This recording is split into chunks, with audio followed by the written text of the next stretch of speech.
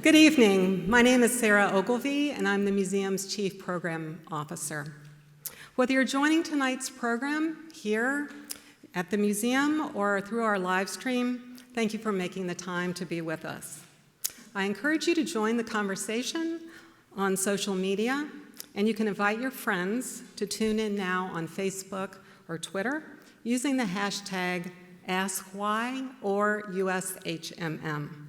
And later on, our panelists will be taking questions through social media. Tonight's program marks the beginning of our fall 2017 season. During all of our programs this fall, we'll examine some of the most timeless and vexing questions that come out of the history of the Holocaust. As our founding chairman, Elie Wiesel, said almost 25 years ago when we opened our doors to the public, this museum is not an answer. It is a question mark. For the past quarter century, we have examined the many complex questions that this history raises. Questions like, why are some people attracted to extreme and hateful ideologies? Why are others willing to take extraordinary risks to help their neighbors or even people they don't know? And why do societies fail? These are challenging and consequential questions. By pushing these questions forward, the museum is building a pipeline of young people and leaders that understand the importance and the significance of the Holocaust and who are willing to take an active role in confronting the divisions in their communities, nation, and in the world at large. Tonight, we will focus on one of the most fundamental questions about human nature. Why do people become collaborators or perpetrators? To guide us in this conversation, I'd like to introduce tonight's moderator. Ralph Blumenthal understands the art of asking tough questions and telling complicated stories. He is the author of 6 books, and for more than 45 years, he was a New York Times reporter. He covered a wide array of subjects as a local correspondent, a crime and investigative reporter, and a foreign correspondent from Germany, Vietnam, and Cambodia. Related to our topic tonight, during his career at the Times, Ralph was instrumental in exposing many former Nazis living in the United States. Before I turn the floor over to him, I'd also like to mention that recently Ralph donated some of his family's materials to our collection, and you can see these materials online. And last year, he described his family's connection to the Holocaust in a piece that I think you'll want to read. It's called In Berlin, Unraveling a Family Mystery. Welcome.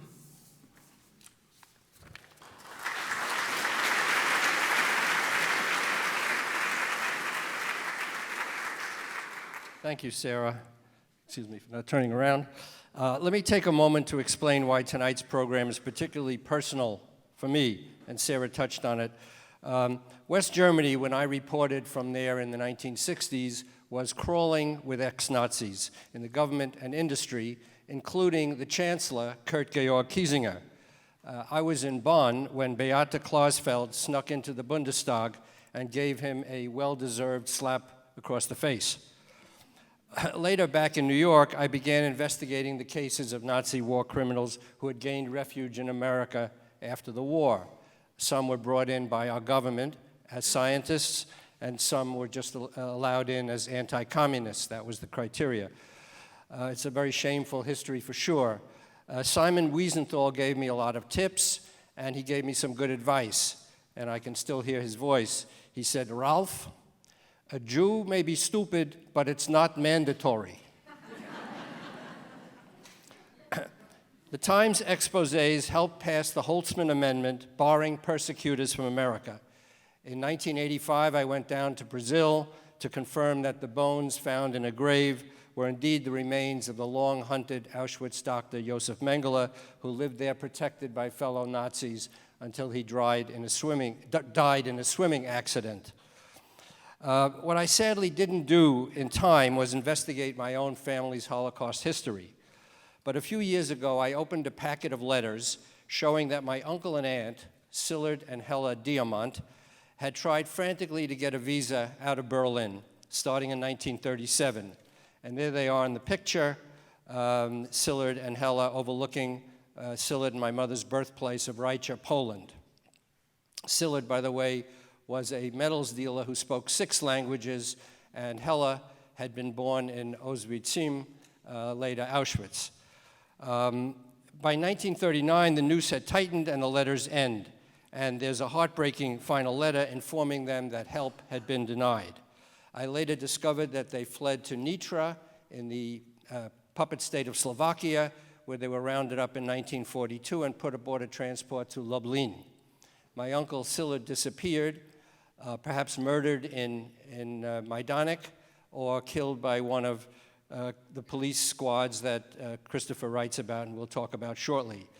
My aunt ended up in a work camp of Sobibor, where miraculously she was able to escape, make her way back to Warsaw, where she survived a brutal beating, acquired Aryan papers, lived out the war, remarried, and moved to Australia, dying at 89 in 1997. Now, I had been there during the Vietnam War and never thought to look her up, which is a terrible oversight that I suffer with today. I later located her stepson, who's a step-cousin of mine I never knew about. And the documentation I managed to collect many years later, I ended up donating to the Holocaust Museum here. And 2 years ago, I traveled to Berlin to lay memorial stones called Stolpersteine at their last address in Berlin.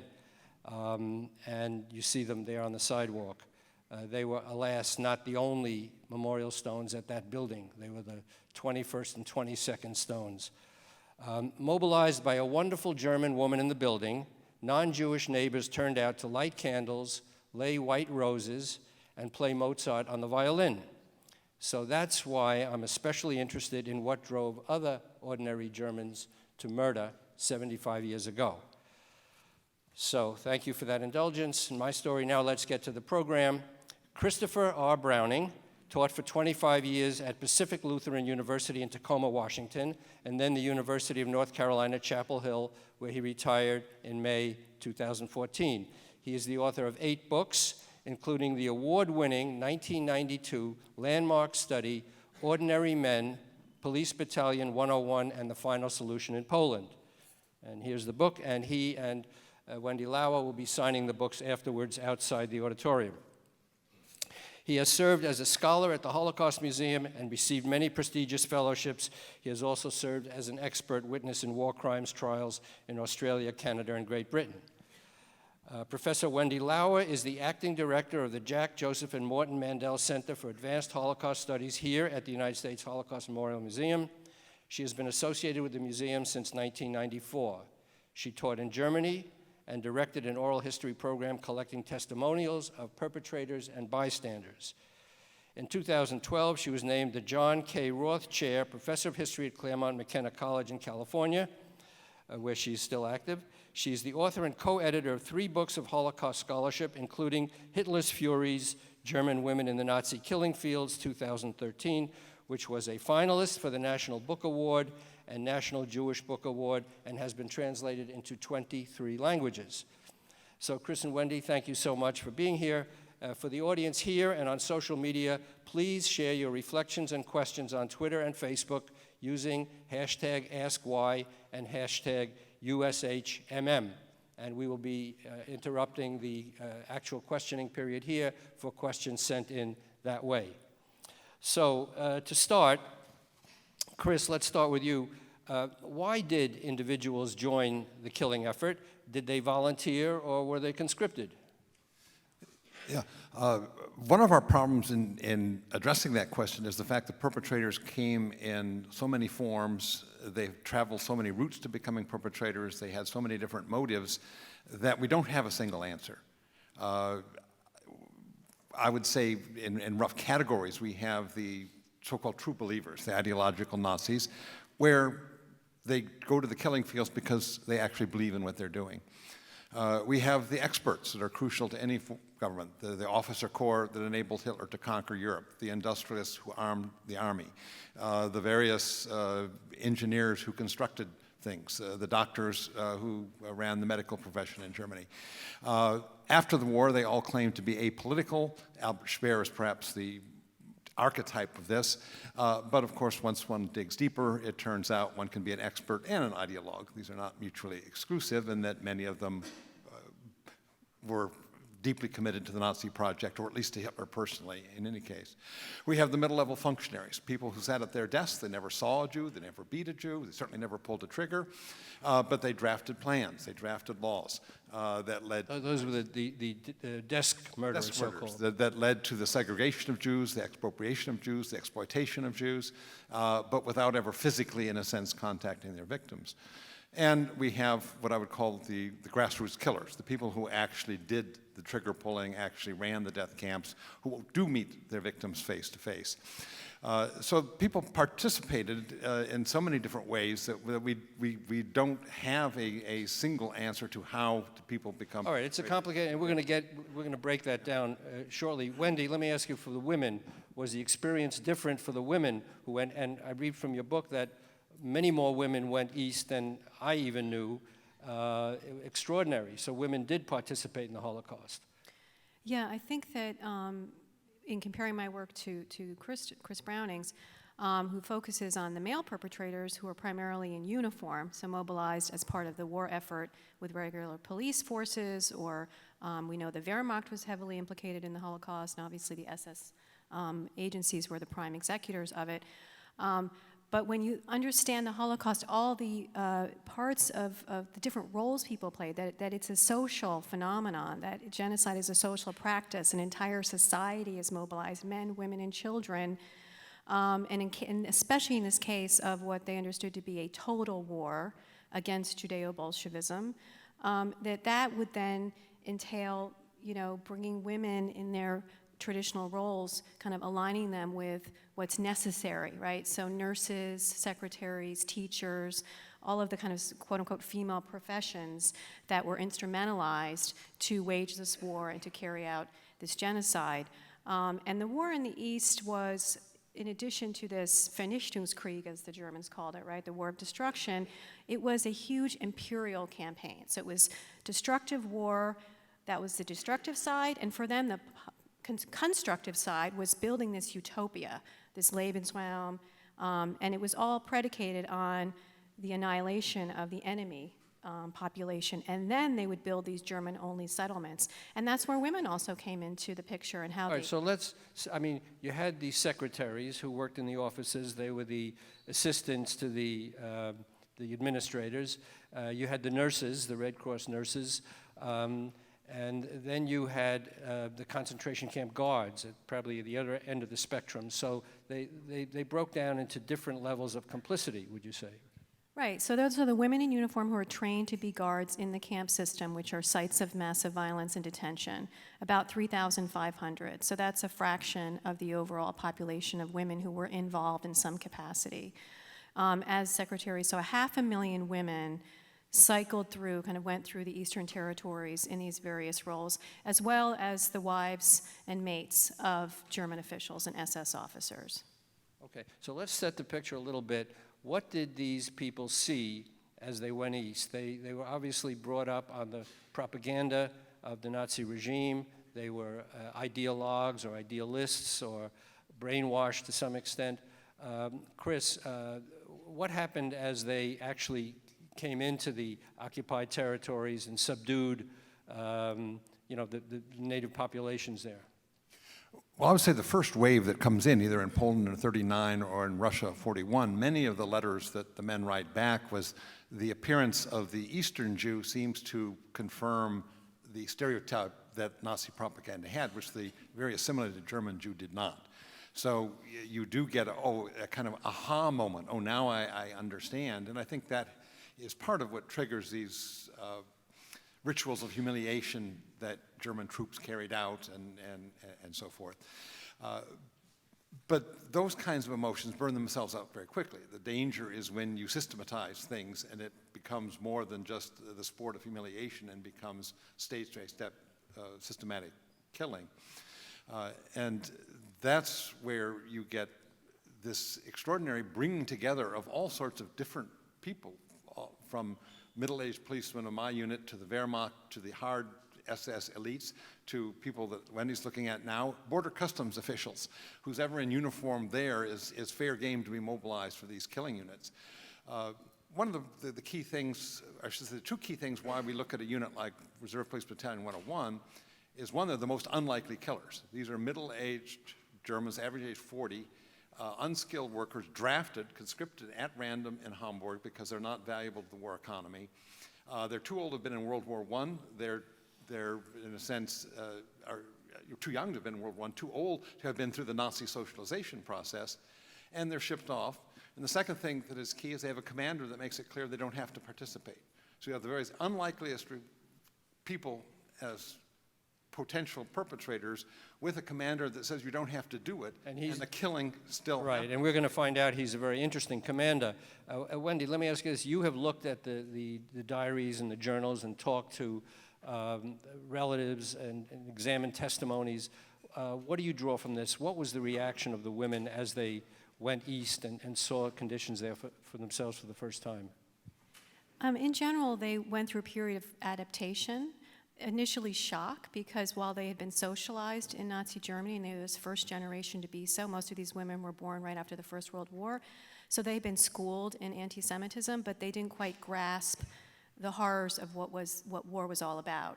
So they were very happy to put on their uniforms, their nurses' uniforms, and were proud to be patriotic, idealist, ambitious, adventurous. Some of them wanted to, get better pay. The pay was better in the East. So they had all different reasons for going East. And then you can see in the memoir literature, and as I interviewed them, this period of realization of, oh my gosh, I'm actually in these sites of extreme violence. I mean, right as they cross the border into Poland, when they're briefed, these teachers, there were 3,000 teachers in Poland, young women, and they're told, or secretaries, and they're just told by this Nazi official, now ladies, don't be alarmed if you hear a little gunfire, it's just that a few Jews are being shot. Oh. Or they're in the train and they're going, a nurse who's going to Ukraine, and these SS men get into the train compartment and just start talking to them about how they had shot this Jewish woman and her disabled daughter. And they said, we were horrified, but we didn't know what to do. We were just horrified. So I think, and then some went a step further. That kind of, they decided to get involved. There was a minority. Well, it's interesting. I mean, Chris, you said these men were not recruited as professional killers. In a way, that's the most disturbing part of the whole story. These really were ordinary Germans. They came from Hamburg, your unit, which was notably anti-Hitler, basically, and more liberal, correct? Didn't the Nazi leadership take a big chance using these people as their murder squads? I mean, what gave them the confidence that these ordinary, unprofessional killers would turn into killers? I think it was that every step of the way, in fact, they did find compliance and in some cases growing adaptation to it, that they could by 42 count on even a randomly selected unit like Reserve Police Battalion 101. These people came, they'd been raised for 6 years by now or 7 years in a Nazi atmosphere where they had by now accepted the fact that Jews were not German, the Jews were the other, but they had still been disturbed by, say, the burning of the synagogues in Kristallnacht. So how do you go from being upset about a riot to 3 years later blowing somebody's head off at point-blank range? And that's the transition that we really struggle to try to explain. And I think it is the shift of geography in part. You're in an occupied territory in the East under the cover of war where for the men going, we think, what did they think about their victims? What they were thinking about is themselves. Do my comrades accept me? Do they see me as tough enough? Am I up to this? Am I doing what a soldier or armed, uniformed policeman is expected to do in this kind of circumstance? They are trying to live up to expectations, and the government, of course, is helping to set those expectations.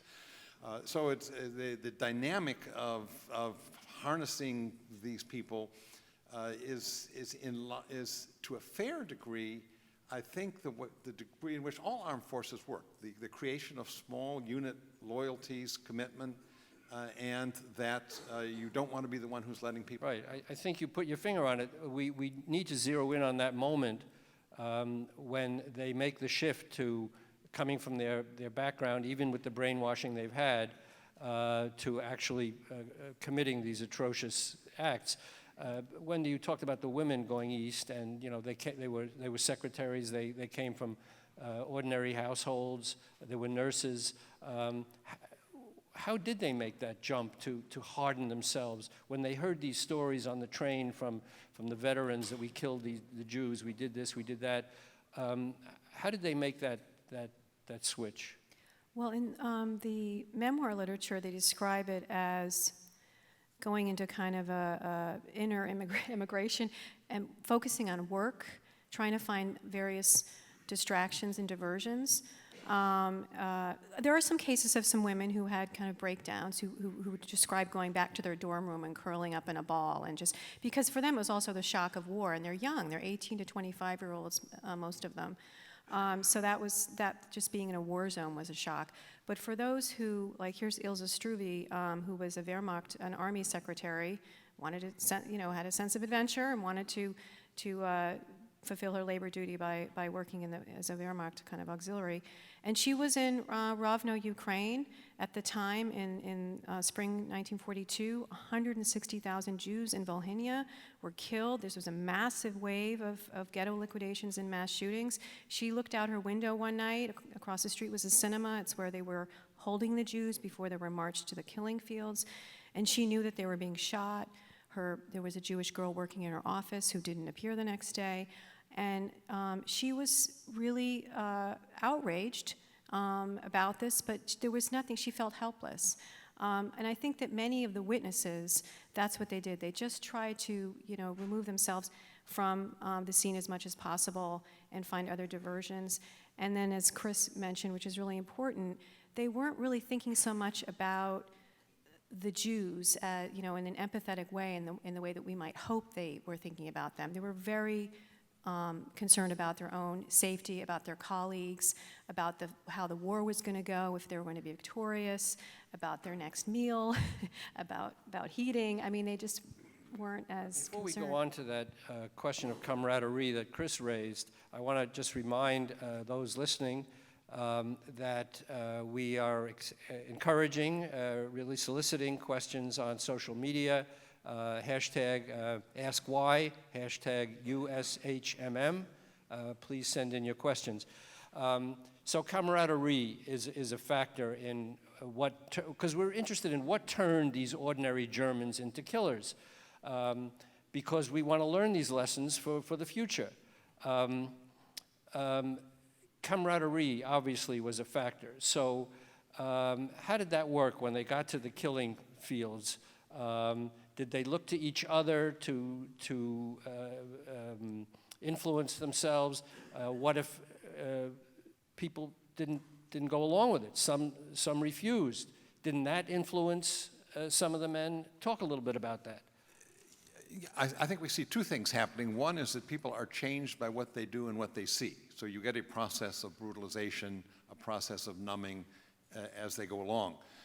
For instance, the men will describe the first massacre, and they're very distraught, very traumatized.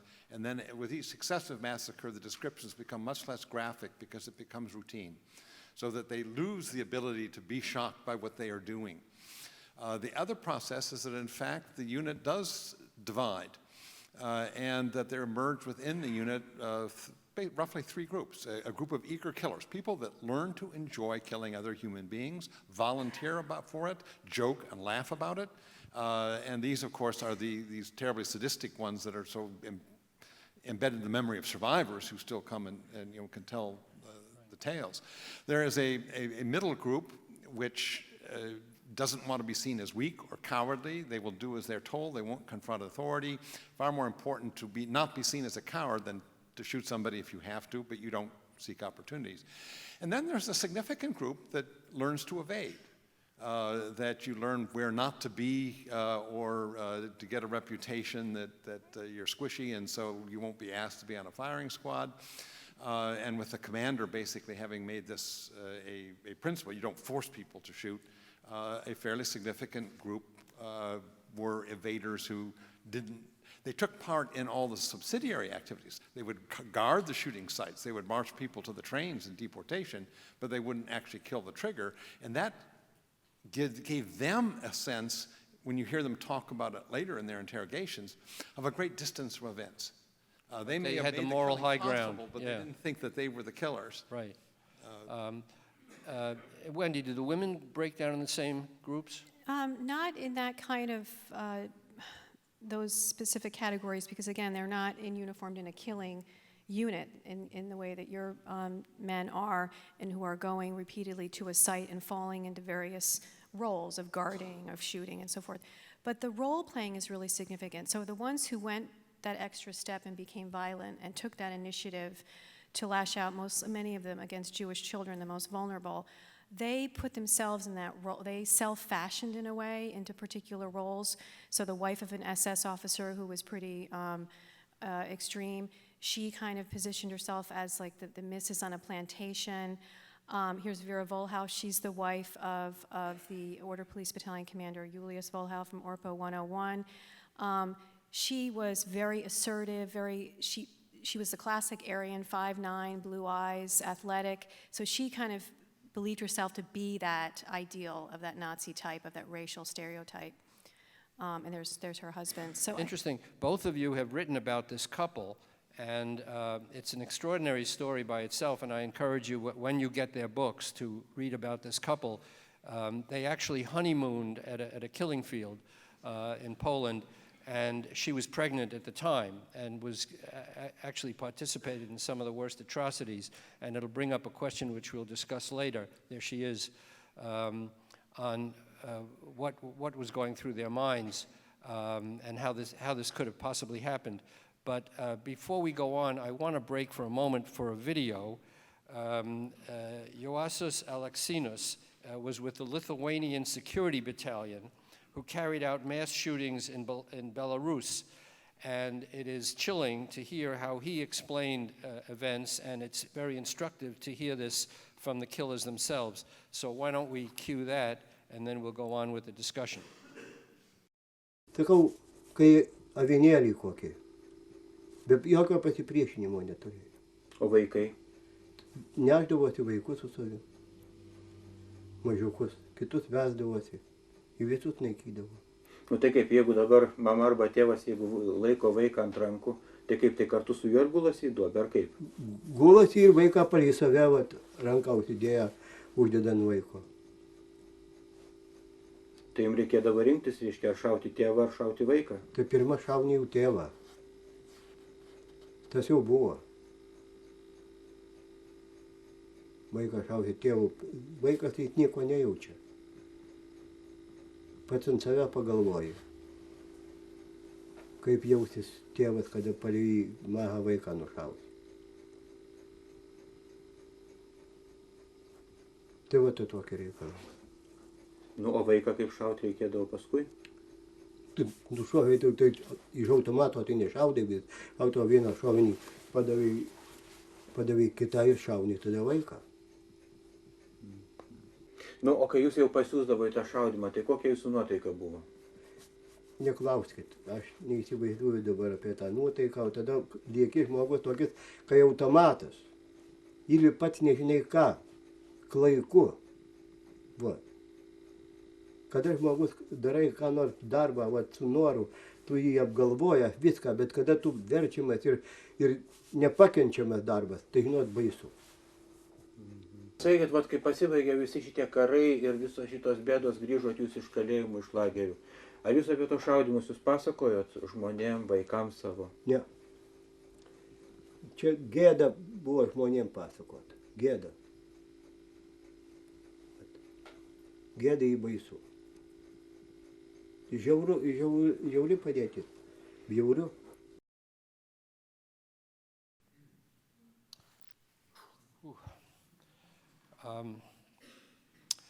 Chris, you alluded to this, that some of the men refused to participate. And I read in both of your books that people who refused were not punished. That's quite interesting. Talk a little bit about those episodes you describe in your book men who refused, and the commander who seemed legitimately torn about his orders to kill civilians. Yes, in the first massacre, not only are the men distraught, but the commander, who's never done this before, is. And when he's telling the men what their task is going to be, the witnesses describe that he has tears streaming down his cheeks, his voice is choking. This is Major Trapp. Major Trapp. He's fighting to control himself, and he gives them a series of justifications and then explains that they're going to have to shoot everybody in the town, and then makes the offer, if you don't feel up to it, you can step out and turn in your rifle. And then he doesn't go to the killing fields. He stays in town. And the men see this, that he's making them, while he did give them the chance to stand out, he also doesn't go and see what they actually have to do. So in some ways, he was a very popular commander. The men identified with him. And part of, in a sense, why people, I think, didn't step out is they weren't going to leave the old man in the lurch. They weren't going to fail him. He had a terrible job he was assigned, and they had to help. When the film we just saw, he referred to this as work. This is how some of the men coped with it. This was a bad job. I got a bad assignment, but it's a job that has to be done. It's work. And so they did try to normalize what they were doing by using this term work, as we've seen here. Right. So the war criminals who were tried after the war and said, I was only following orders, I had to do this, that's not true. They didn't have to do this. Yes, in many units, you didn't have somebody who explicitly made it clear, but when people tested, they found out one didn't. And as very clear that in all the post-war trials in Germany, of which there have been hundreds, no German defense attorney has been able to find one documentable case when someone who refused to shoot unarmed civilians suffered any significant punishment. It just didn't happen. The problem was people testing the system, do I in fact? They self-selected, they were afraid to test it. Now, Wendy, women were not in the chain of command, so they didn't have orders to kill. Those who killed did it on their own volition. Is that right? I mean, they were not in the same category as the police battalion members who were directed to participate. Correct. It was not their assignment. It wasn't in their job description, as it were. So they went beyond. And ironically, after the war, in terms of their measuring or judging their culpability, they were excessive in their behavior by going beyond and killing, which should have landed them, a conviction because they displayed kind of sadism or bloodlust, but they were not, by and large, were mostly acquitted. But one of the pieces that you mentioned in terms of what is turning ordinary people into killers that's interesting and that we've been doing in our work, I know your first edition of your work, really pushing us into the realm of psychology and social psychology as historians because of all this conditioning, cognitive dissonance, and all these concepts in terms of how the individuals and the social dynamics kind of wore them down, their moral inhibitions, and became part of this process of adaptation, which points to all of us in terms of. Right. I mean, we're familiar with this concept of soldiers motivated principally by their comrades, and we have that today in our military, that after a battle, soldiers will say when they committed an act of great heroism, so I was doing it for my colleagues. So this seems to be universal in military organizations throughout, that soldiers do it for each other. Is that correct? I think that's part of basic training of any armed forces, and so that is exploited and harnessed to genocidal killing. Now, conviction rates were very low after the war. It's astounding. Some of the women you write up in your book who were documented as committing some of the worst atrocities were not prosecuted. What accounted for, first of all, neither men nor women were properly prosecuted after the war in numbers sufficient to their acts, but women were particularly exonerated. Why is that? I think it's a whole complex of factors. And I think that it has to do with these gender dynamics between men and women, covering for each other, legitimizing to each other why they're engaged in these atrocities. And in my case, where you have husbands and wives, former secretaries and bosses, they're loyalty pacts that they strike during the war that continue into the post-war period, and they share defense strategies. So there's no real difference between a man, on the stand saying, "Oh, I can't quite remember, I was on furlough that weekend." The women are saying the same thing. But the added piece for the women who are indicted is that, especially outside the camp system, it's hard to get really good hard evidence. It's mostly eyewitness testimony, survivors, and that wasn't considered strong enough. Johanna Altvater, case in point, indicted 1978 for the being a murder of 7,000 Jews in Vladimir Volensk, and was acquitted twice actually. So that was a pretty outrageous case in West Germany. Is it because people can't believe that women would be capable of things like that? Yeah, I mean, even the survivors would say, in her case, such sadism I've never seen before from a woman. We're as dumbfounded during the war, and then the prosecutors picked up on that, or the interrogators, and said, this is mystifying. Why were women behaving like this? And they want to suppress that. They want to go back to a normal society. It shows something to us, to society, that we shy away from, that we shun. We're appalled by it, and. I think you have this quote in your book. I picked it up in one of your books. "Nothing makes people stick together better than committing a crime together." Does that explain why husbands and wives sometimes egged each other on and were really, literally partners in crime? Yes, they were partners in crime, and both in the workplace as well, and into the post-war period. Many of them also went through divorces after the war, which was interesting in terms of the denunciation history. But yeah, so they were partners in crime, but they also, personal relationships, marital, otherwise, work relationships, is very much a part of the dynamic of how this history unfolded. And when Chris, when you said that soldiers in the unit could refuse and did refuse, there's a very interesting part where somebody said, if I had more time to think about it, I might have refused.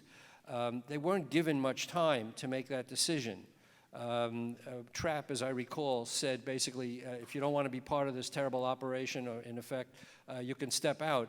But it came so suddenly that they didn't have time to consider it. Is that true? If they had more time, they might have stepped out? Well, what we do know is that over the course of the following summer and fall, increasingly numbers of people did go to their non-commissioned officer and said, "I can't do this anymore." But to do that, they had to say, "I can't do it anymore because I am too weak." What you couldn't do is reproach the regime and criticize the policy. You had to affirm what the killers were doing as positive, manly, tough, and say, "I am too weak to take part. I have to be excused." So in the very act of extricating yourself from the killing, you had to affirm the killers as coded positive, and what you were doing as coded negative. So there was a big hurdle to making that claim.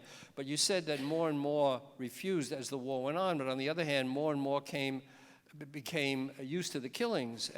And as you say in your book, it became less and less of a problem to do the killings. Yeah, I think both the group of evaders grew and the group of eager killers grew, and the middle shrinks over a course of time as they move towards one side of the spectrum or the other. I was also interested to read two things in your book. One is that, if I have this right, in March 1942, 75 to 80% of all the eventual victims of the Holocaust were still alive. By the following February, 1943, the figures would be reversed. Only 20% would be alive, and 75 to 80% would be dead, meaning that the bulk of the murders occurred in that 11-month period. And a lot of the murders, 40%, if I remember this correctly, were by bullet, not by gassing. So what we have to remember is that these events that you particularly talk about with your police battalion was responsible for a lot of the Holocaust in a very compressed period of time, in murders and mass shootings in the field. This was not gassings and trains to Auschwitz. Yeah, I think we do have to realize that the trajectory of World War II and the trajectory of the Holocaust are not identical, and that you do have this extraordinarily intense period of killing from early 42 to early 43. But as a policy, in a sense, the Holocaust has been accomplished by Stalingrad. Stalingrad falls in the end of February of 1943. In essence, Hitler has already won his war against the Jews when the military turning point comes. There's 2 years of mopping up, and particularly the great tragedy of Hungarian Jews. But most of the deed has been done by the time of Stalingrad. Interestingly, that, as you say, as Hitler was losing his war, he was winning the war against the Jews, and the fact that he was losing the war made no difference, obviously, to the fact that he was stepping up his war against it, because his battle was really against the Jews. I want to ask you this. Clearly, what comes through both of your books is that the dehumanization of the Jews was a major, if not the major factor in the Holocaust, that these killings all depended on the fact that the victims were not seen as human, right? And the callousness and the cruelty really depended on the fact that their lives were considered completely worthless and malign. Is that the same as saying anti-Semitism? Was dehumanization the same as because some of the perpetrators were not necessarily avid or malignant anti-Semites. Yeah, certainly the term anti-Semitism covers a whole range of degrees of aversion and hatred, so it's an awkward term to explain, in fact, a range of behavior. But we know, of course, many of the German killers killed other groups. They were equal opportunity killers. The euthanasia killers then staffed Operation Reinhardt. The military in Serbia first shot high school students to fill retaliation quotas, and then only turned to killing Jews. We know that the partisan sweeps wiped out, well, 25% of Belarus, I think, is killed in the course of this war because of these deadly partisan sweeps and destroying village after village. So this is a case where the Nazi regime was capable of killing millions of people, even if they had never killed a single Jew. But clearly in their own ideology, the Jew had a very special place in this, and clearly they had lived in a society where the Jew was not considered German, had been, to use Helen Fine's telling term, Jews had been expelled from the community of human obligation. These were not us, not people we had an obligation to. And in war, us, them, that means they're fair game. And its ability to basically expel Jews as fellow Europeans from this community of human obligation, whereby their lives don't count, they are expendable. I think you don't even have to hate them, though certainly many did. But the key thing is you just don't care about them. Okay, so we made some progress here. If we're looking for a way to kill vast numbers of people, commit genocide, the first thing to do is dehumanize them in any society, right? And that's something worth learning and understanding, right? That is a key component. I guess it's a rhetorical question, and I'll rephrase it. These killings could not have taken place if the victims were seen as human, correct? We certainly have the one example where Hitler had to tread much more carefully was, of course, the mentally and physically handicapped relatives of Germans. He did that in secret, and then when it became public, he had to decentralize. It was continued.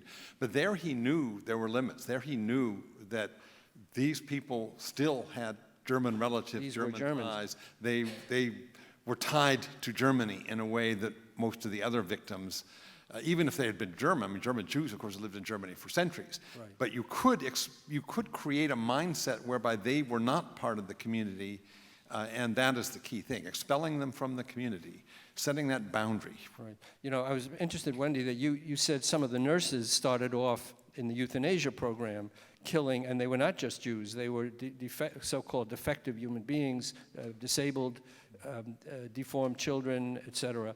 Was that the way they progressed from their entry into the killing process? Well, so-called mercy killing, Pauline Kneissler, one of the nurses in the so-called T4 program at the start of the war that Hitler signed off on, was killing 70 patients a day, mostly through injection, but also gassings in Germany itself, starting with this case of this this German child. But the interesting part about the dehumanization aspect, I think it happens kind of at a later stage when suddenly the inferior idea of a Jew or of a racially defective person materializes before their eyes. They are put in a position in the ghettos when they're deprived and they're emaciated, or they're being forced into ravines naked, like they're cutting their beards. You know, they're trying to take away their cultural identity, for instance. So there are all these ways of stripping them of their identity, of their humanity. But I think that comes in some ways later and closer to the killing. I think before that, you obviously have the indoctrination and the schooling, which has a certain logic to it, and it's existential. And that's where it's ratcheted up to, okay, I may not want to kill, but I'm going to better them than us, right? So with the war against the Judeo-Bolsheviks, they felt threatened. That was a security, that was a necessity. And so it's that fear of the power of that other. But then that other is reduced to such a state, like the Musliman at in Birkenau. Is it not? It's easier to kill them when they're in that state that seems to affirm their inferiority. So it was like a self-fulfilling prophecy. You reduce the Jews to an abject state, and then you point to them and say, look at these Jews, they're not really human beings. But your nurses also killed German soldiers who were wounded at Stalingrad. I was struck to read that. Well, that was something that had been discussed in the testimony, and increasingly there's more documentation on that. I kind of speculated in my book about that. I wanted to kind of point the attention to that. Yes, there was a special unit because of the connections between the euthanasia program, the killing of the mentally and physically disabled, and the gassing technology to the establishment of the gassing centers. But the notion that German soldiers coming out of the war in the Moscow campaign who were frostbitten and had become disabled, so they were in a way like the patients back in Germany who were slotted to be killed. And so the Germans were very pragmatic, right? They talked about useless eaters, and if you're not, an able-bodied person for the Reich, then you're trash, right? Then you're not valuable. So this team was sent out to perform the same things they were doing back at Hadamar and Grafeneck, doing that kind of those cleansing operations with the German soldiers. But I mean, if it was such a big favor to the Reich that they were going to get rid of these poor, useless soldiers, they certainly weren't advertising it and saying that this is a mercy operation. So they were ashamed of it, clearly. Of course, yeah. They sent letters home to the loved ones saying that your son died honorably on the front. So just when you thought you heard all the possible depravity of the Nazi system, here's another one. They're killing their own soldiers because they didn't want wounded soldiers walking around. Extraordinary. Now, since so much has come out since your book, other police battalions have come under scholarly scrutiny. What information has come out since that confirms or alters your conclusions in your book, Chris? Well, certainly the fact that the police battalions were a major source of manpower for killing has been confirmed, and that many, many battalions were involved, which we didn't know about earlier. This has been one of the developments that's taken place since. I think in terms of our understanding of social psychology as an important way of getting at the idea that these are not individually psychologically imbalanced people, these are people working in a group and understanding group dynamic, how people interact under, whether it's in normal times or in extraordinary times. We do need to understand social psychology rather than abnormal psychology. Much of the argument when I wrote my book was cast as, well, is it ideological or is it situational? And I was cast as a situational explanation versus the ideological. And I think that some of the best work since has said this is a false dichotomy. First of all, the men who go out there read their situation through an ideological lens. There is no neutral situation. It's in the mind of the person doing it. So how a German understands what it means to be an occupying uniformed person in Poland is part of the situation, but it's through the ideological lenses that he wears of German superiority and entitlement to empire and the acceptance of the Jew as other and outside the community of human obligation. So that in fact, I think what we're getting to now is that it is a mixture of a broad set of cultural attitudes, not just anti-Semitism, but including other ideas about racial superiority, an inferiority, German entitlement, as well as the situational factors of camaraderie, of being seen as tough. And these just come together. This is a So synergy. it's interesting. So what you're saying is that it's a much more complicated picture.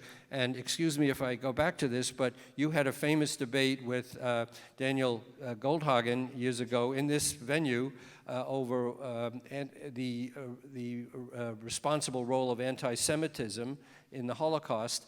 And Goldhagen, of course, in his book, Hitler's Willing Executioners, posited that it was endemic,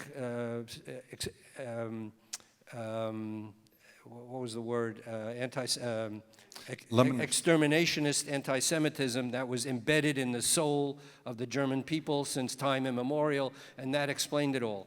So what you're saying is it's more complicated. Well, I'm saying one is an interaction of these, and also the attitudes are not embedded for centuries, but in fact are very sharply created in the crisis of Germany in the 20th century. Proved by the fact that they reversed themselves and have become a philo-Semitic, if anything, society, correct? Yeah.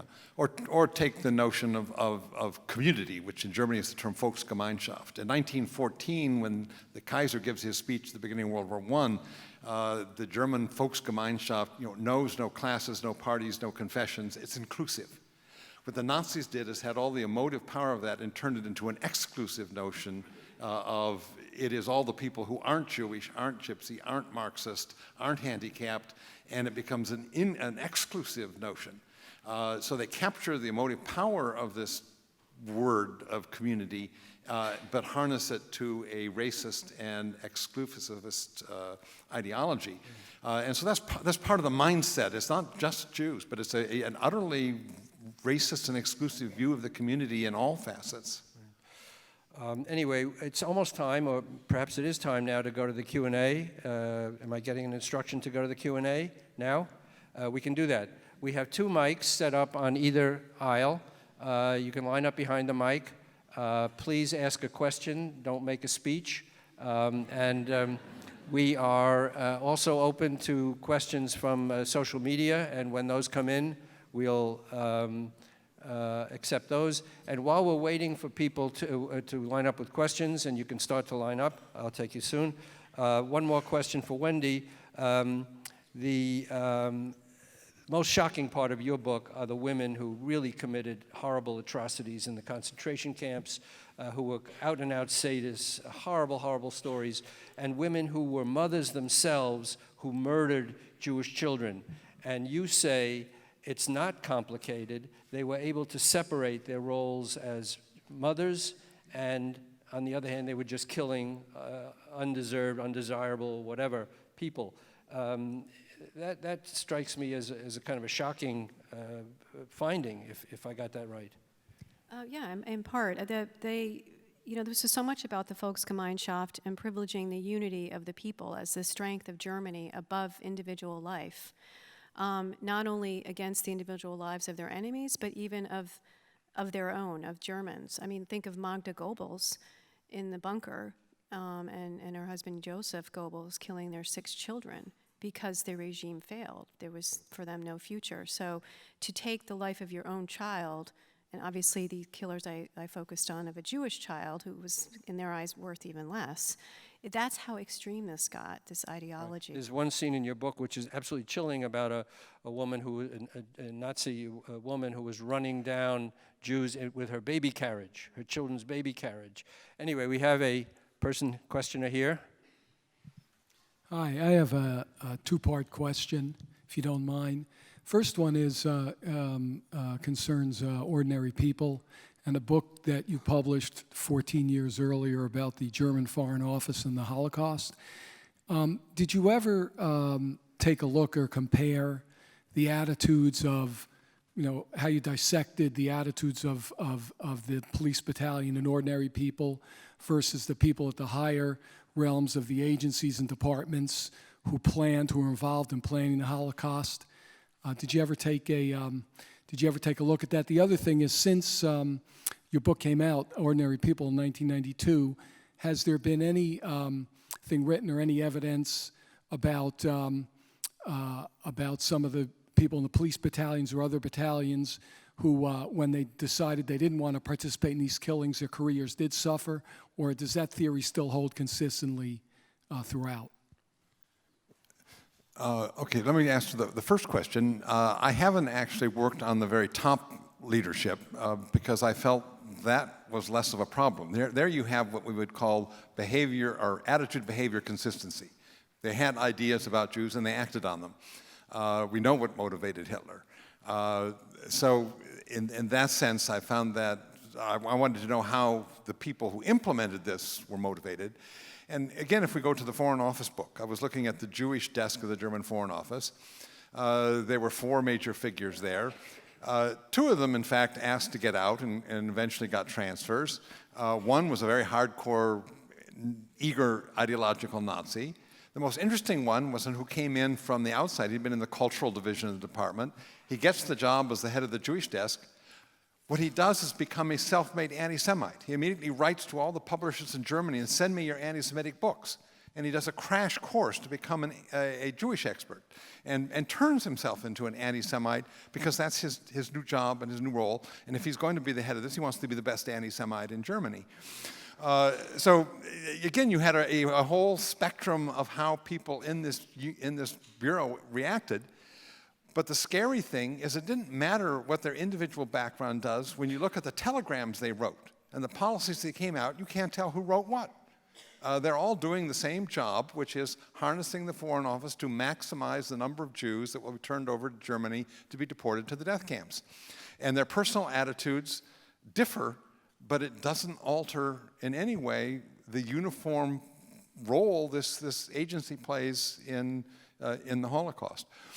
Okay, let's move along if we may. Over here, first person. The photograph of the nurses was really powerful. And part of the power for me is that in nursing and other professions, there's ethical codes. And I'm wondering, as much as what went wrong, what went right? Were there ordinary people who just said no to participating in all of this? And what worked? And how can we learn from what worked? Good question. Yes, that was a photo of a swearing-in ceremony of the nurses. And the nursing profession, you know, some 300,000 of them were circulating the Eastern Territories. These are huge numbers that are necessary for the war effort. Had really been taken over in large part by the SS. The head of the German Red Cross was an SS officer. The nurses had to swear their loyalty to Hitler, like the Wehrmacht soldiers had to. And they had been indoctrinated with a lot of the racial ideology. So they were conditioned to obviously prioritize the care for the German soldier so that he could be sent back out into combat and so forth. But they really had a different understanding of caring.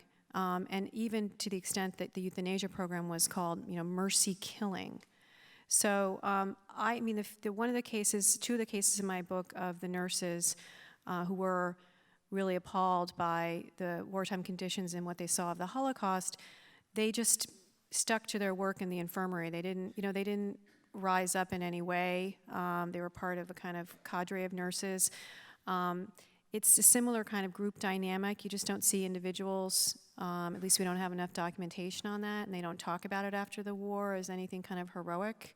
They're very patriotic, this kind of cohort. Most of these young women had never been outside their villages.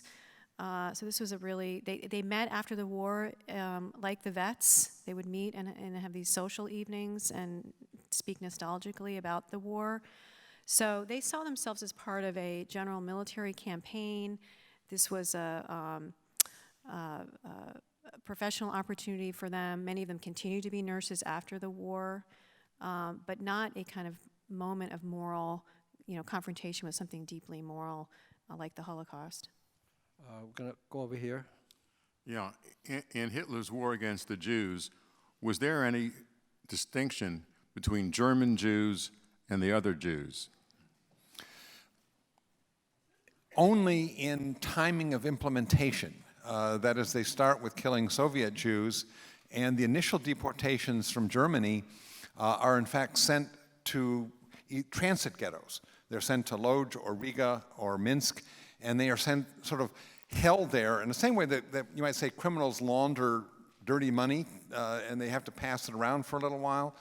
In a sense, they had these holding ghettos, and until they'd been out of Germany for 9 or 12 months, then they could be sent to be shot. And so you have the killing of the German Jews sent to Lodz in the fall of 41, sent to Chełmno in May of 1942. The German Jews sent to Minsk are sent in the fall of 41. It is July of 42 that they're killed there. And initially, when the first massacres of German Jews occurred, in fact, that word got back to Germany very quickly, and that's when they decided they needed to hold off and sort of put these in kind of holding pens for a while and delay until, out of sight, out of mind, and then you could kill them after a quote decent interval when nobody cared anymore or had forgotten about them. So there was a sensitivity to the fact that Germans might be more concerned about the fate of German Jews than others. So it did affect the timing, but the ultimate goal was always that the Jews had to be killed once they had committed themselves to the final solution. Let me also remind our audience that we're soliciting questions on social media, hashtag AskWhy or hashtag USHMM. Thank you. And we have a question from social media? Actually, we have a couple. We have two that are related, I think. One is from the Reverend Dr. Matthew Coomber, who wants to know if either of you have any ideas on what separated those who resisted from those who went along with the Holocaust. And Becky Frank asked a similar question: how can we learn from the paths of these ordinary people who became perpetrators and make sure that we or people we know don't follow the same path at some point? Good question. That's an easy one. Well, I have to say on the resistance one, I've really found so little documentation on resistance, when in fact one would think, logically, especially in the post-war testimonies, when individuals are trying to avoid prosecution, that they would, if they had a resistance story to tell or a story of saving a victim, by George, it would be there, right? I mean, but it's very rare that it materializes. There's some court records from the wartime period where we see so-called acts of sabotage against the regime, and they're dealt with. The punitive measures are really extreme. I have a woman in Western Ukraine who was sheltering Jews in the forests, and she was a wife of a Nazi forester, and right at the end she was brought to trial in Ukraine in the German court system and executed. So these are stories that are, I think, very difficult to uncover. I'm working on a book project right now, and it turns out the person I most unlikely thought to be a resistor was taking atrocity photographs at a mass shooting. That was a turning point for him. Being at that site was a turning point for him, and he ended up becoming a resistor and sheltering Jews. And I only uncovered this story because I had the opportunity to meet with his family and interview them. So they're difficult cases to turn up. I think it also speaks to the enormity of the system of the Holocaust and the pressure that was placed on not only Germans but all Europeans who were engulfed in this. That these are the minority resisted these policies, these killing policies. Yeah. To that question of why did some people decide not to participate and others went along and even transformed themselves into eager killers, I would say that is the single most difficult question that I can't answer on the basis of the evidence that I've looked at. These are interrogations from the post-war period from the 1960s. The interrogators, of course, are looking for evidence against criminals and breaking down their denial. They are not trying to satisfy historians' curiosity as to why some people said no. So they don't follow those up. And you don't get what an historian's interview would have been, of course, was to take those people and to try to elicit from them much more about what it was that enabled them to evade. They did make a few odd comments that nonetheless are in the record, but they're not uniform. Some would say, well, they had Jewish friends before the war, they knew Jews, or that they had a landscaping business that worked mainly in a Jewish neighborhood, so they knew Jews and they knew all the stories about Jews weren't true. Basically, they just rejected the anti-Semitic dehumanization of Jews. from personal experience because had been part of their pre-war world. A few just cited their ideology. I was a communist, I was a socialist, I was an anti-Nazi.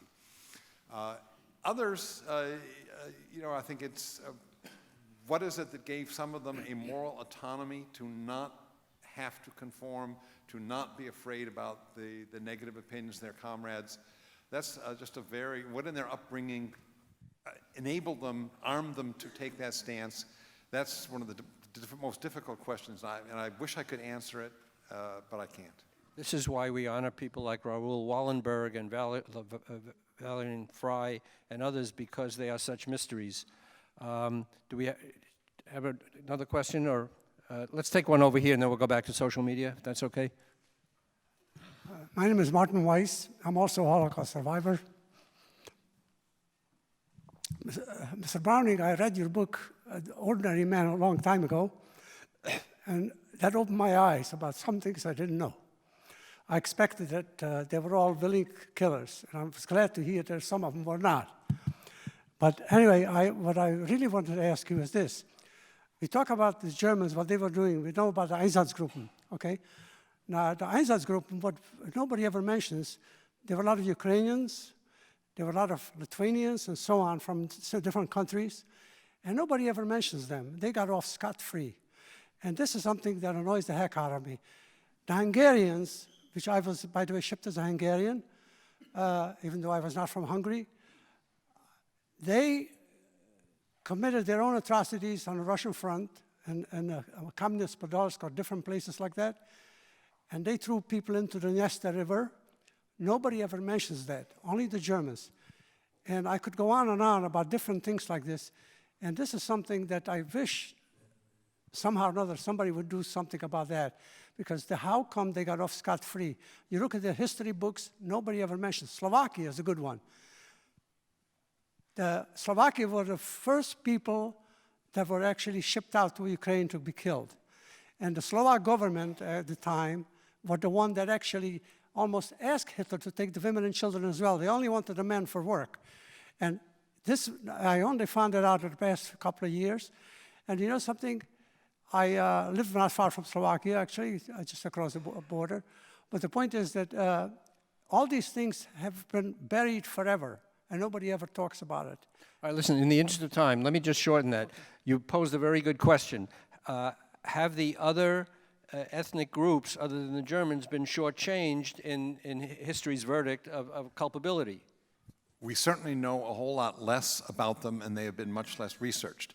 But to emphasize the question, you're absolutely right in terms of the crucial role these people played.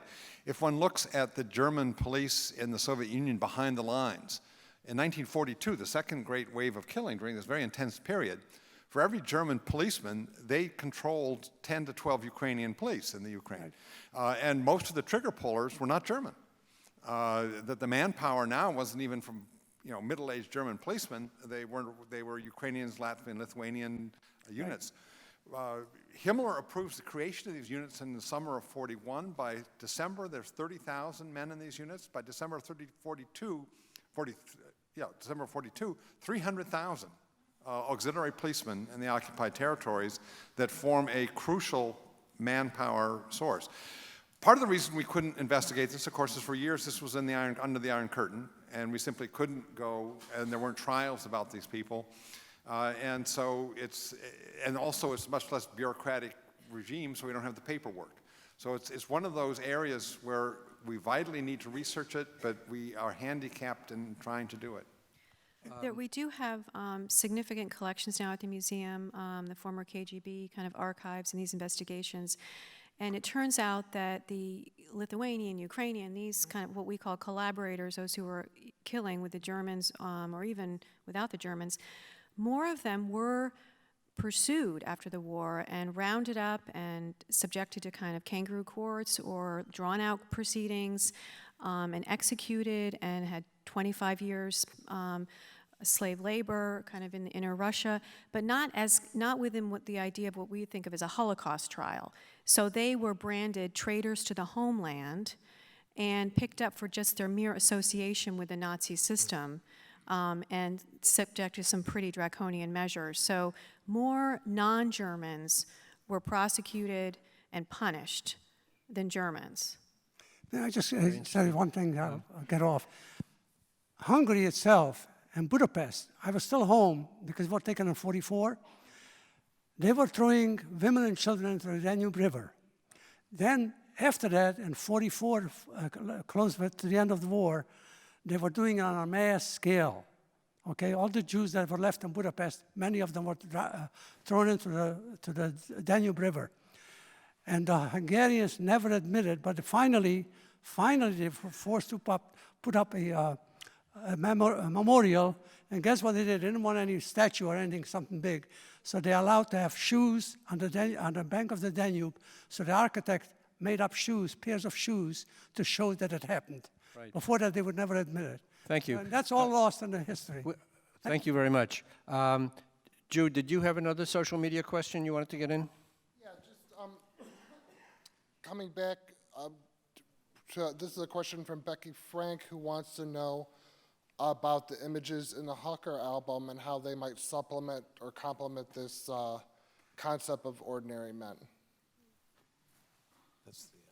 Yeah, this is one of the images here. So Hooker was deputy commandant of Auschwitz-Birkenau, and these are images from the summer of 1944, and it's really astounding. This is his personal photo album, and this is another trend in the source material and in the history of the Holocaust, that this was very much, they're documenting. They know they're making history. They're documenting it. They're very self-aware, taking a lot of photographs, including of the atrocities, despite the ban that Himmler issued. And this photo album shows how men and women who were stationed at the camp, the women were SS auxiliaries, and these SS elite officers are carousing and enjoying some recreational activities, and it's coinciding with this peak period of killing of the Hungarian Jews in the summer of 1944. And the album itself is also interesting to compare with the Auschwitz album that we know of that shows the Hungarian Jews arriving at the ramp and being selected. So it's an important artifact from this standpoint as well. But certainly it's a very blatant display. Mengele is in this album, for instance, of how men and women interacting kind of created a sense of normalcy, and how recreational activities that we think of as kind of spirited camaraderie activities were, coincided with the very criminal actions that they were doing. They somehow could live in these two worlds side by side. Yeah, certainly one thing that Himmler was concerned about was the demoralization of the killers and the psychological burden on them. And in December 41, he sends out this remarkable memo, and he says, after the killings, you shouldn't have this misuse of alcohol, because of course what usually happened is they got dead drunk. Instead, you should have cultural evenings, and you should have music and performances.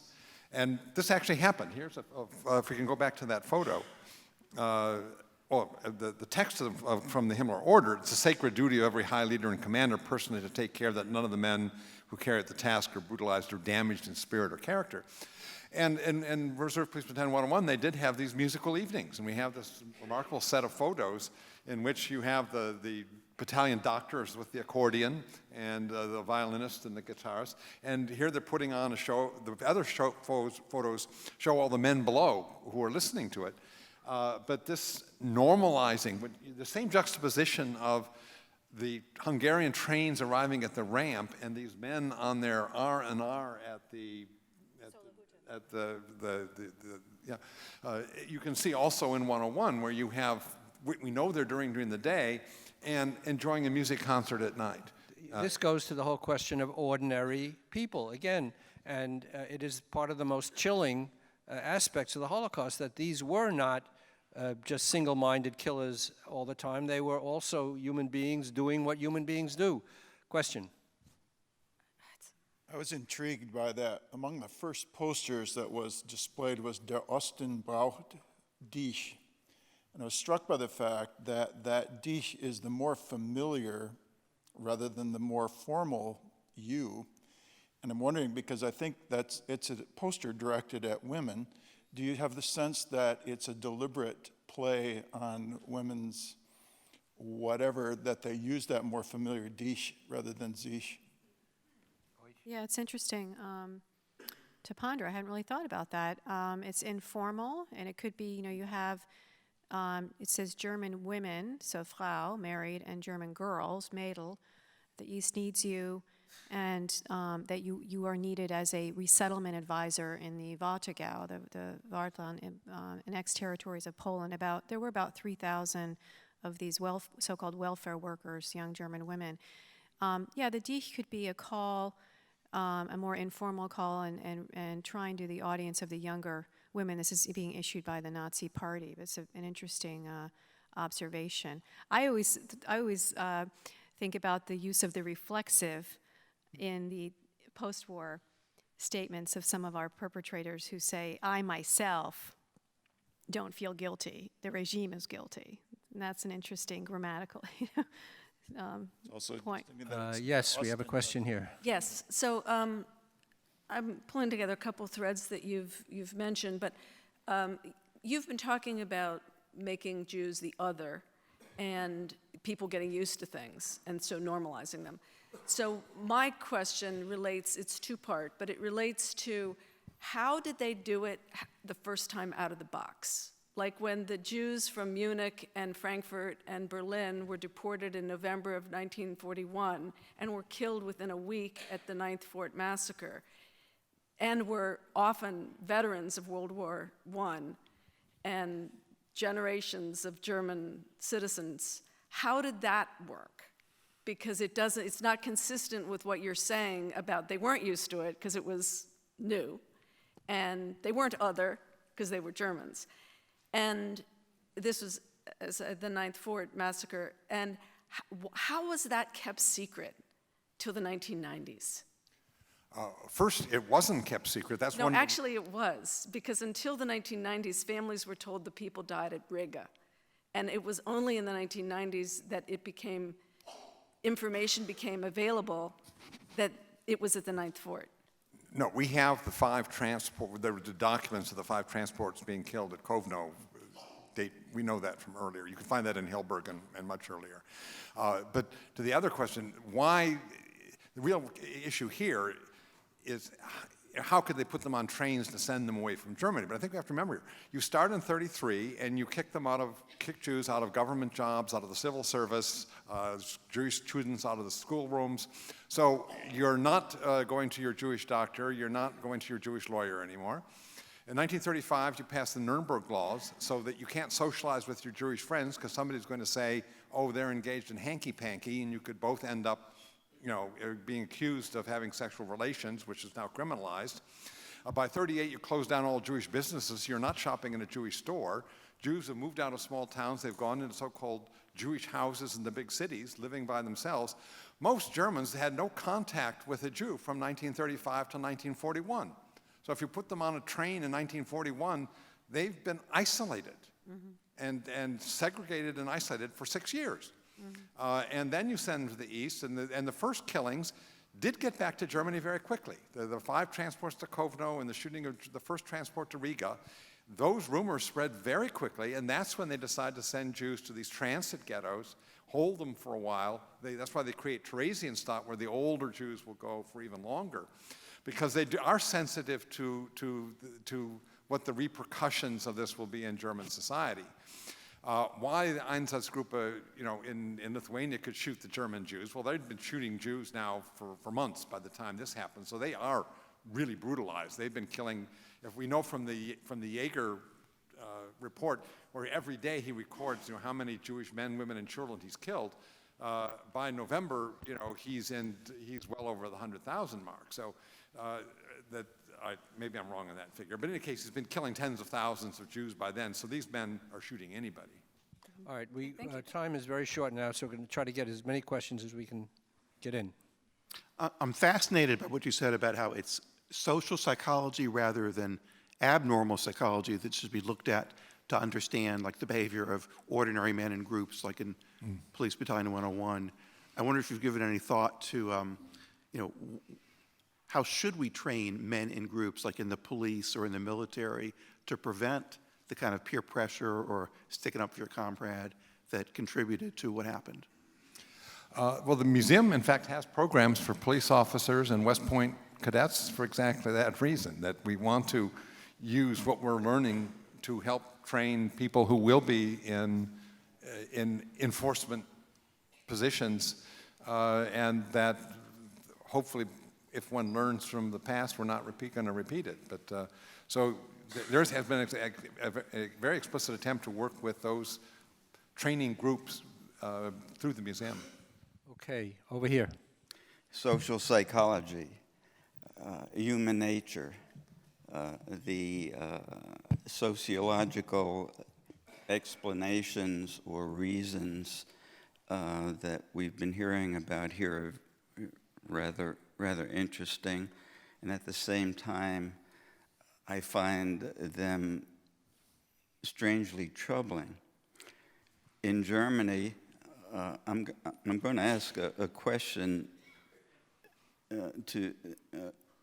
that will deal with Germany and Jews there with regard to the United States and Jews here. For many years, the Jewish community in Germany, which was proportional to what we have here in the United States, about the same order of magnitude, were well accepted, permeated German society from A to Z, were highly talented in many professions, well accepted in the entertainment field, in the financial field, the medical field, et cetera, same is true here. Why do you think, if you do, that what happened to the Jews in a place where Jews were so well accepted in Germany is not possible in the future to happen to Jews here in the United States? One, I would not say something is not possible because we don't know what is possible in the future. We've seen too many things that we would have thought impossible that one simply can't make that statement. But I do think it's important to make two distinctions here.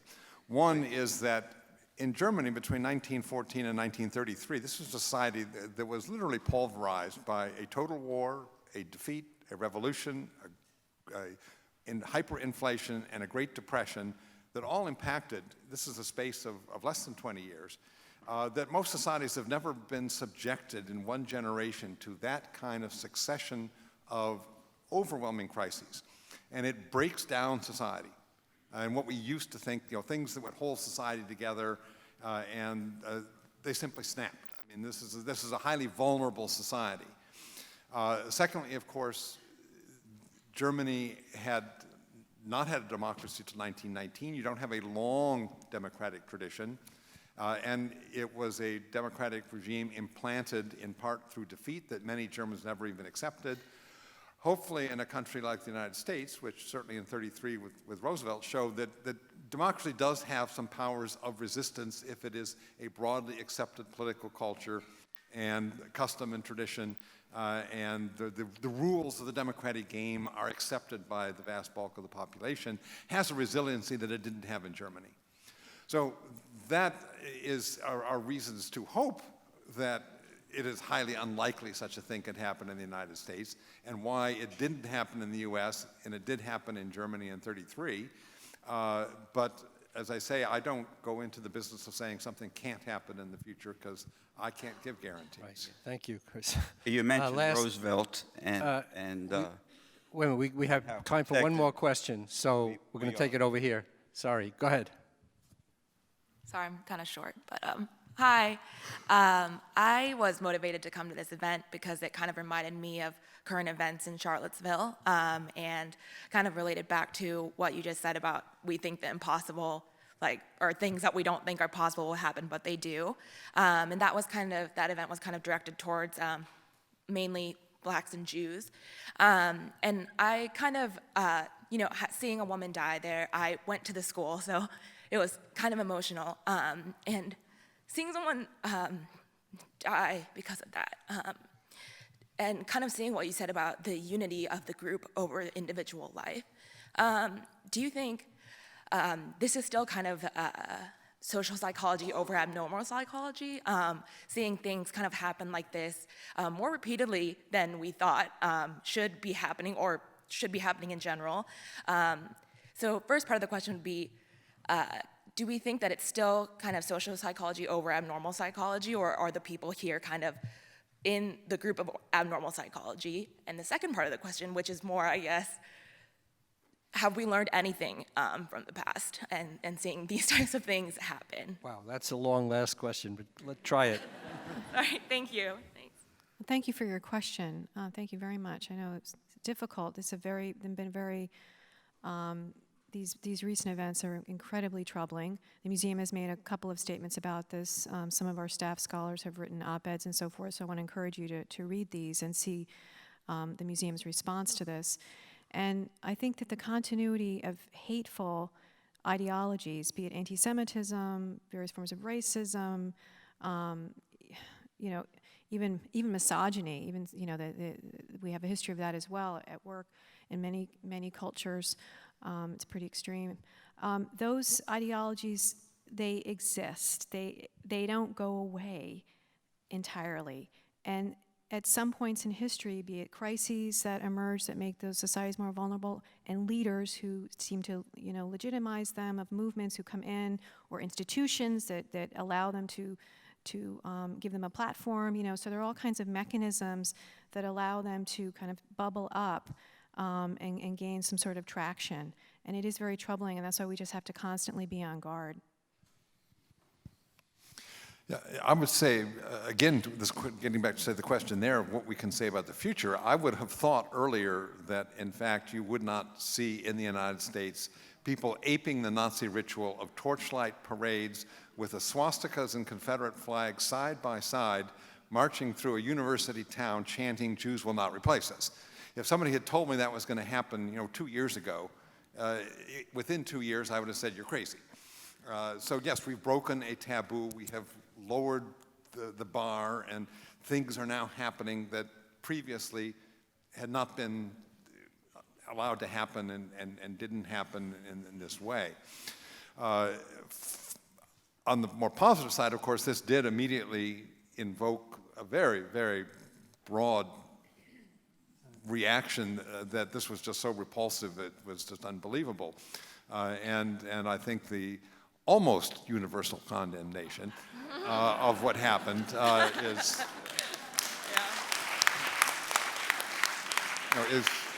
heartening.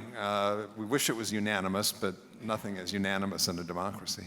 And I might also add, as a final word, that the Germans were very concerned that this news would come out of what they were doing, and had there been more publicity of it, it might have curtailed it. And that's why enemies of the people, like the media, are needed to bring these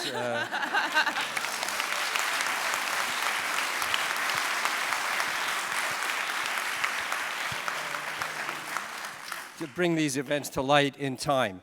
So it's time to wrap up. Thank you, Christopher Browning and Wendy Lauer, and you'll be available upstairs, outside, signing books.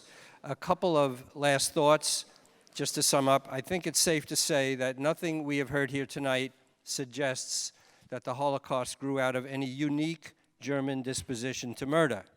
Rather, a set of complex environmental, social, political, psychological factors that could and did to various extents crop up elsewhere, as we sadly know in Rwanda and Cambodia, Bosnia, Armenia, and perhaps now in Myanmar with the Rohingya. Secondly, explaining is not excusing. And finally, let us retain our humility in the face of a terrible mystery. In the end, we must confess we understand almost nothing, but we must never stop asking the question, how and why. And now, here's Sarah Ogilvie to close our program. Thank you.